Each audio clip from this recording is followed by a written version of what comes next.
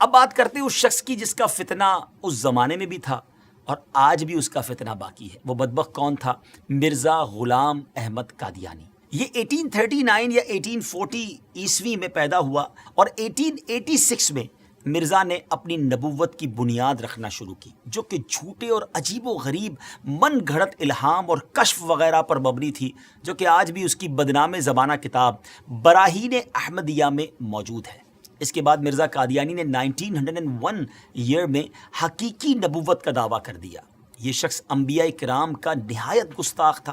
حضرت عیسیٰ علیہ السلام کے بارے میں لکھتا ہے کہ آپ علیہ السلام کے بہت سے معجزے مشہور ہیں، لیکن حق بات یہ ہے کہ آپ سے کوئی معجزہ ظاہر نہیں ہوا، معاذ اللہ۔ دعوی نبوت کے بعد مرزا کی رگ شیطانی مزید بھڑکی تو اس نے خدائی کا دعویٰ کر ڈالا۔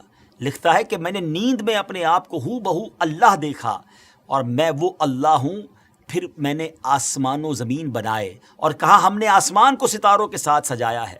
استغفر اللہ، استغفر اللہ۔ دیگر جھوٹے نبوت کے دعوے داروں کی طرح مرزا غلام قادیانی نے بھی کچھ پیشن گوئیاں کی تھیں، مگر ان کا انجام مسیلمہ کذاب کی طرح ہی ہوا۔ چند باتیں بتاتا ہوں اس بارے میں کہ نمبر 1، اس نے اپنے لیے ایک لڑکے کی پیشن گوئی کی کہ کہا تھا کہ انبیاء کا چاند ہوگا اور بادشاہ اس کے کپڑوں سے برکت لیں گے، مگر اس کے ہاں لڑکی ہو گئی تو اس پر کہنے لگا کہ وہی سمجھنے میں غلطی ہو گئی ہے، اب کی بار جو بچہ پیدا ہوگا وہ لڑکا جو ہے وہ انبیاء کا چاند ہوگا۔ اس بار بیٹا تو ہوا مگر چند روز بعد ہی مر گیا۔ بادشاہ تو دور کی بات ہے، کسی محتاج نے بھی اس کے کپڑوں سے برکت نہ لی۔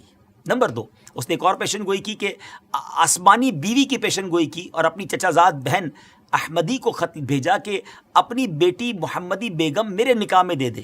اس نے صاف انکار کیا، اس پر دھمکیاں دی اور پھر کہا کہ وہی آ گئی ہے، ہم نے تیرا نکاح اس سے کر دیا ہے، اور یہ کہ اس کا نکاح اگر تو دوسری جگہ کرے گی تو 2.5 یا 3 برس کے اندر اس کا شوہر مر جائے گا۔ مگر اس خدا کی بندی نے اس بدبخت کی ایک نہ سنی اور سلطان محمد خان سے نکاح کر دیا۔ وہ آسمانی نکاح دھرا کا دھرا ہی رہ گیا، کچھ بھی نہ ہوا، وہ شوہر نہ مرا اور نہ کچھ اور ہوا۔ اللہ اکبر۔ ناظرین، جھوٹوں کا یہی انجام ہوتا ہے۔ بہرحال مرزا غلام احمد قادیانی نے قانون کا امتحان دیا، لاء کا امتحان دیا، ٹیسٹ دیا، مگر فیل ہونے پر تعلیم سے اس کا دل اچاٹ ہو گیا۔ کمزوری دل و دماغ کا مرض پوری عمر رہا، کئی بیماریاں اس کی زندگی میں اس کے ساتھ تھیں۔ 26 مئی 1908 میں یہ لاہور میں اس کو ڈائریا ہوا اور گندگی کے عالم میں، جی ہاں، جب اس کا آخری وقت آیا تو وہ واش روم میں تھا، گندگی میں لت پت تھا اور لوگ اس کی لاش کو دیکھ کر یوں سمجھیے کہ عبرت کا نشان اس کی لاش بن گئی۔ ناظرین، یہ ہے جھوٹے نبی کا انجام۔ ہم سب کو یقیناً یہ یقین ہے، ہمارا ایمان ہے کہ ہمارے آقا علیہ السلام ہی آخری نبی ہیں، اور خود نبی پاک علیہ السلام نے جو فرما دیا، لا نبی بعدی، میرے بعد کسی نبی نے نہیں آنا، اور یہی ہمارا ایمان، یہی ہمارا بلیف ہے۔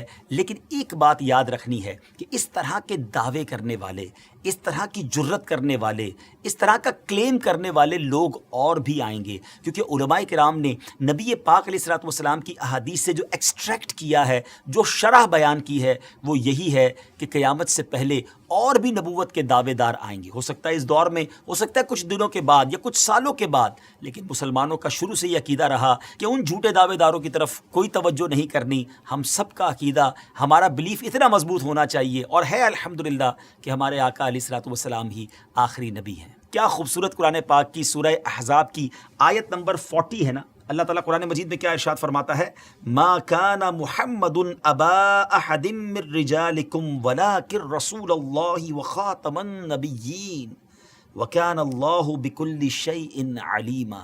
سبحان اللہ، کتنا خوبصورت اس کا ترجمہ ہے۔ محمد تمہارے مردوں میں کسی کے باپ نہیں ہیں، لیکن اللہ کے رسول ہیں اور سب نبیوں کے آخر میں تشریف لانے والے ہیں، اور اللہ سب کچھ جاننے والا ہے۔ تو الحمدللہ یہ چمکتا دمکتا عقیدہ مسلمانوں کا صبح قیامت تک انشاءاللہ جاری و ساری رہے گا کہ اللہ کے آخری نبی جناب محمد الرسول اللہ صلی اللہ تعالیٰ علیہ وسلم ہیں، اور یہی ہمارا ایمان ہے۔ بہرحال ان جھوٹے نبوت کے دعوے داروں کے بارے میں ہم نے جانا، اور علماء احادیث کی شرح کرتے ہوئے لکھتے ہیں کہ یہ نشانی ابھی اور چلنی ہے، یعنی اور لوگ بھی قیامت سے پہلے اس طرح کے دعوے کرتے رہیں گے اور مسلمان ان سے نپٹتے رہیں گے۔ بہرحال اللہ کریم ہم سب کو سچے ایمان والا، صحیح عقیدے والا مسلمان بنائے۔